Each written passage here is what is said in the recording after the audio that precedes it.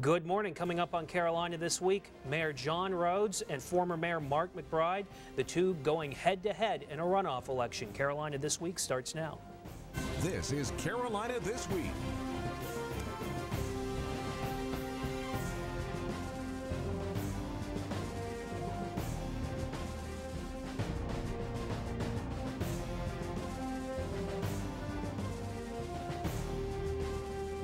Carolina This Week with Tim McGinnis.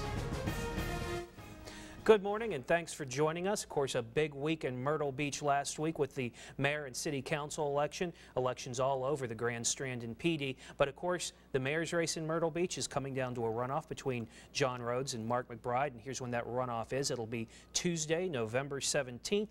We have both men on our show, and we're going to start off this morning with Mayor John Rhodes. Mayor, thanks for being with us. Tim, glad to be here.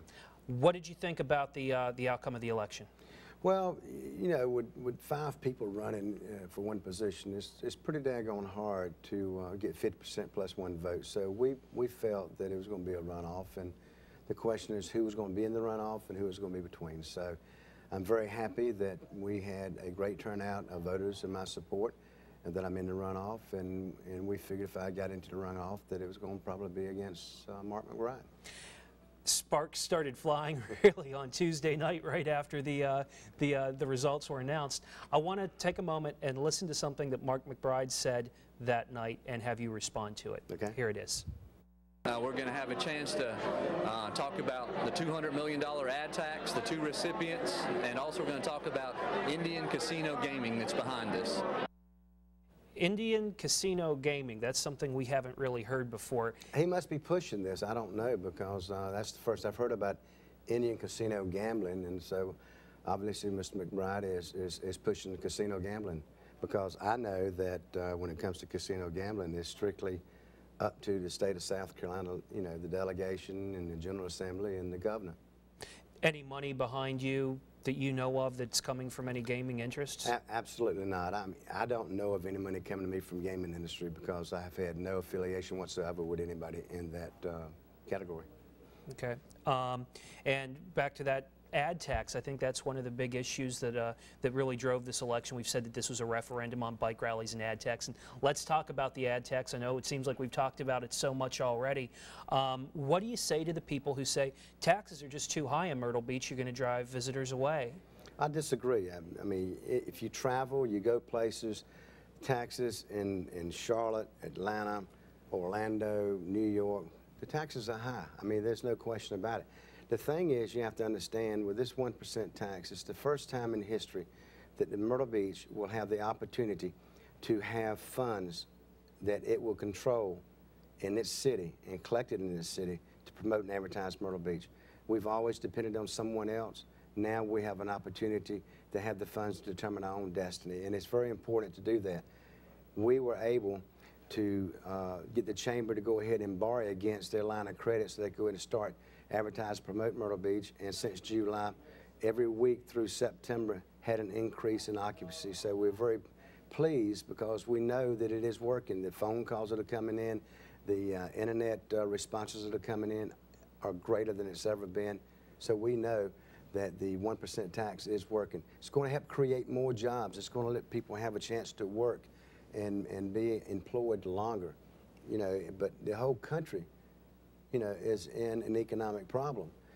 We can't control that. We can only control what we're allowed to get the message out. We're only able to control what we can present to the public to allow them to see that Myrtle Beach is the best bang for the buck when it comes to going to resorts. It seems like it's a tough thing, though, to really quantify. Is the advertising campaign working? Are you able to, is there anything concrete that you could point to that this advertising campaign is bringing people into Myrtle Beach? Well, when you look at the numbers that the chamber has given, they did all last year 3 million what they call hits that were bona fide hits, I guess you say. And they had already eclipsed 3 million by the end of July. So that is a result. Phone calls, astronomical. And they had charts that showed every time that they did TV advertising that the phone calls came in, the internet hits came in. When they didn't do it, it dropped down. So we know from the charts that we've had from the chamber showing us, and it was shown at the last city council meeting. So there's the transparency is there. What city council's asked for and what the public has asked for. They've asked for transparency, and that's what the chamber's given them. So there is no question as to where the dollars are being spent and what the results are from those dollars being spent.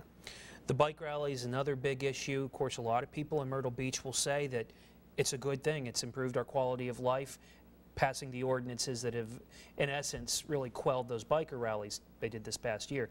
But there are a lot of businesses out there, on the other hand, that say, you've taken our business away during a down economy. You didn't need to be so tough on it. What do you say? Tim, the problem is that when we had the meetings and we decided on these ordinances to be passed, no one had any conception that we were going to go into an economic recession as deep as has ever been since 1929. We don't have a crystal ball, so we didn't know that. But as far as the quality of life, yes, we've improved the quality of life. As far as the business community goes, we've had businesses that said that they suffered, but not as much, because once they found out that these ordinances were going to be in place, they went out and started advertising through email to their customers that Bike Week was not going to be here, there was not going to be a rally, and they actually picked up some business. But when we talked to some of the vendors, and even it was on television, they said everywhere they went that their business was down 50%, not just Myrtle Beach, but in other locations too. So I think that we can't take the blame for the entire downfall of the Bike Week. The economy had a lot to do with it. Did our ordinances have something to do with it?